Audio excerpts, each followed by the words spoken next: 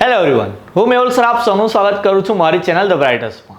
તો આજના વિડીયોમાં આપણે ડિપ્લોમા સેમેસ્ટર 4ની G2 એક્ઝામ માટેના ટોપ 25 મોસ્ટ આઈએમપીની જે ક્વિઝ સિરીઝ સ્ટાર્ટ કરી છે. એમાં કોમ્પ્યુટર એન્જિનિયરિંગનો સબ્જેક્ટ કોમ્પ્યુટર નેટવર્કિંગ એના મોસ્ટ આઈએમપી ક્વેશ્ચન જોઈશું. પહેલાં જે રીતે મેં કીધું એમ કે આ સિરીઝની અંદર આપણે દરેક બ્રાન્ચના દરેક સબ્જેક્ટના મોસ્ટ આઈએમપી ક્વેશ્ચન અપલોડ કરીશું.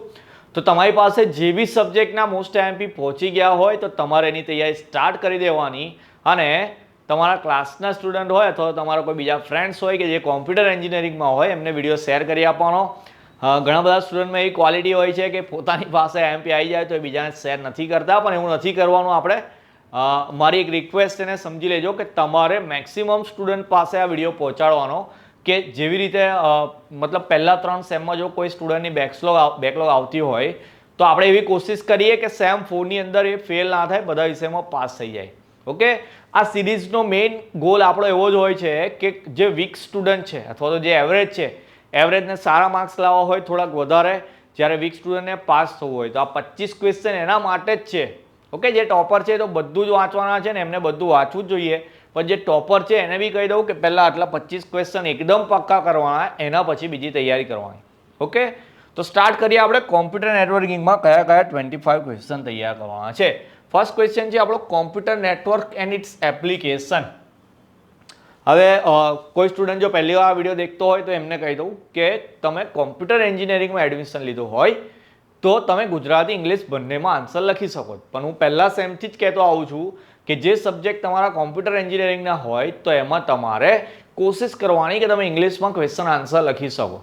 કારણ કે તમે કોમ્પ્યુટરમાં ભણવા મતલબ કોમ્પ્યુટર એન્જિનિયરિંગ લીધું છે એટલે કોમ્પ્યુટરના રિલેટેડ વાત કરતા હોય આપણે. જેમ કે તમે મોબાઈલ બી યુઝ કરો તો એ બી તમે ઇંગ્લિશમાં જ યુઝ કરો છો, એની ભાષા તમે ગુજરાતી સેટ કરતા નથી.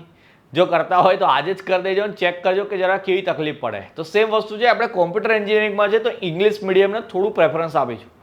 ઓકે, જે ગુજરાતી મીડિયમવાળા છે એ પણ ટ્રાય કરશે કે આન્સરને ઇંગ્લિશમાં લખે. ઠીક છે, ચલો બીજો ક્વેશ્ચન છે આપણો web server and its application. 3rd નંબરમાં છે OSI reference model with function of each layer. 7 માર્ક્સનો આઈએમપી ક્વેશ્ચન છે તમારો. TCP IP model with function of each layer. આ બંને સેમ ક્વેશ્ચન છે, 7 માર્ક્સમાં પૂછાય એવા છે. Define topology and explain any 2 topologies in detail. આ પણ તમારો 7 માર્ક્સનો ક્વેશ્ચન છે. પહેલા 2 3 કે 4 માર્ક્સમાં પૂછાય એવા હતા. આ 3 ક્વેશ્ચન 7 માર્ક્સમાં પૂછાય. ટોપોલોજીની અંદર તમે મેશ ટોપોલોજી કરી શકો છો, રિંગ ટોપોલોજી કરી શકો છો. કેમ બે નામ આપ્યા મેં? તો કોઈક વાર એ લોકો એની 2ની જગ્યાએ મેશ કે રિંગનું નામ લખીને આપી શકે છે.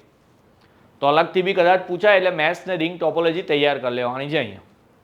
ઓકે, ચલો 6 નંબરનો ક્વેશ્ચન જોઈએ. Need sketch of coaxial cable and its component. તો કોએક્સિયલ કેબલની તમારે આકૃતિ દોરવાની અને આકૃતિમાં નામ બી દર્શાવવાના, મતલબ કે લેબલ કરવાનું છે. એના પછીના 2 ક્વેશ્ચન 3 કે 4 માર્ક્સના છે. Advantage and disadvantage of fibre optic cable and coaxial cable.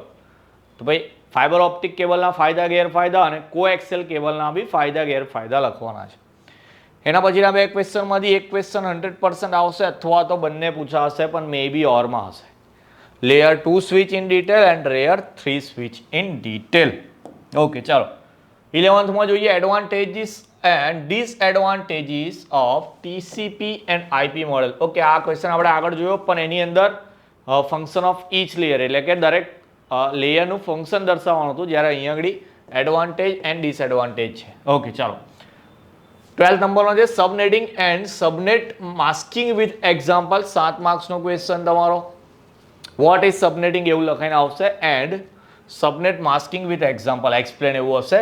Datagram and IP datagram with figure. આ બી 7 માર્કનો ક્વેશ્ચન સેમ રીતે લખાઈને આવે કે define datagram and explain IP datagram with figure. Okay, ચાલો 14thમાં છે threats to security and explain virus, worms and intruders. Okay, ચાલો આ ક્વેશ્ચન 2 રીતે પૂછાય. મેં લખ્યો એક તો એ રીતે પૂછાય, અધરવાઇઝ આટલો બી ક્વેશ્ચન આવી શકે છે કે આ 3 વસ્તુને એક્સપ્લેન કરો કે what is virus, worms and intruders. Okay, ચાલો 15thમાં છે firewall and its types in detail. 7 માર્ક્સનો ક્વેશ્ચન તમારો. ફાયરવોલ મે બી આ વખતે પૂછાશે એવો ક્વેશ્ચન છે. નેક્સ્ટ જોઈએ એના ભાઈ 16 નંબરમાં ડિસ્કસ વેરિયસ સિક્યુરિટી આઇટમ્સ. 3 કે 4 માર્ક્સમાં પૂછાય એવો ક્વેશ્ચન. હવે IPV વાળા ક્વેશ્ચન છે, મેં અહીંયા 2 મેન્શન કરેલા છે. એક તો IPv6 અને IPv4 છે. શું છે એનો પ્રોટોકોલ સાથે ફીચર, એડવાન્ટેજ એન્ડ ડિસએડવાન્ટેજ તૈયાર કરવાના. બંનેના બેમાંથી એક ક્વેશ્ચન 7 માર્ક્સમાં કમ્પલસરી પૂછાશે એટલે આવડવા જરૂરી છે. 19માં છે compare LAN, MAN and WAN. મે બી તમે આગલા સેમમાં ભણીને બી આવેલો હશો. કમ્પેરિઝન છે પછી 2 લેયરની 3 લેયરની. હવે આગળ આપણે ઓલરેડી 2 લેયર 3 લેયર તૈયાર કર્યો ક્વેશ્ચન. ઓકે, લેયર 2 લેયર 3 તૈયાર કર્યો છે તો આપણે જ એને કમ્પેરિઝનમાં બતાવવાના છે. તો આગળનો જો ક્વેશ્ચન તૈયાર થઈ ગયો હશે તો આ ક્વેશ્ચન અલગ નહીં લાગે, મતલબ સિમિલર જ આન્સર હશે એનો. ઓકે, ચલો પછી બીજા જે 5 છે તમારા ડિફરન્સ બિટવીન એટલે કે તફાવત છે. છેલ્લા પેપરનું એનાલિસિસ કર્યું મેં તો એનાલિસિસમાં એવું જોવા મળ્યું કે પેપરમાં 2 થી 3 તો તફાવત પૂછાય છે. ઓકે, તો આ વખતે બી આપણે એવું એક્સપેક્ટ કરીએ કે 2 થી 3 ડિફરન્સ તમારે આવશે. કયા કયા તૈયાર કરવાના છે? એક તો bridge and router, IPv4 and IPv6, hub and switch, TCP and UDP protocol, અને લાસ્ટ વન છે તમારો connectionless and connection oriented services. તો આટલા 5 ડિફરન્સ બી તમારે તૈયાર કરી દેવાના છે. ઓકે, બીજી એક વાત કે કોમ્પ્યુટરનું મટીરિયલ મારી પાસે હોતું નથી, કારણ કે ઓફલાઈનમાં હું એક કોમ્પ્યુટરના સ્ટુડન્ટને ક્લાસીસ લીધા નથી. તો કોઈ સ્ટુડન્ટ પાસે જો આ 25 ક્વેશ્ચનનું મટીરિયલ રેડી થઈ જાય તો મને શેર કરી આપે કે જેથી આપણે આપણા ગ્રુપમાં, મતલબ કે આપણી ફેમિલીમાં જેટલા બી સ્ટુડન્ટ છે કોમ્પ્યુટર એન્જિનિયરિંગવાળા, આપણે એમને શેર કરીએ કે જેથી જેની પાસે મટીરિયલ ના હોય જે એમાંથી તૈયારી કરી શકે અને એમને પૈસા ખર્ચીને કોઈ જગ્યાએથી મટીરિયલ ખરીદવું ના પડે. ઓકે, તો રિક્વેસ્ટ એવું કમ્પલસરી નથી, તમારે વાંચવા માટે તો તમારે બનાવવાનું જ છે. તમારે મને આપવું ના આપવું તમારી મરજી છે, પણ આ 25 ક્વેશ્ચનનું પોતાના માટે તો મટીરિયલ બનાવજો જ અને એમાંથી જ પરફેક્ટ તૈયારી કરજો.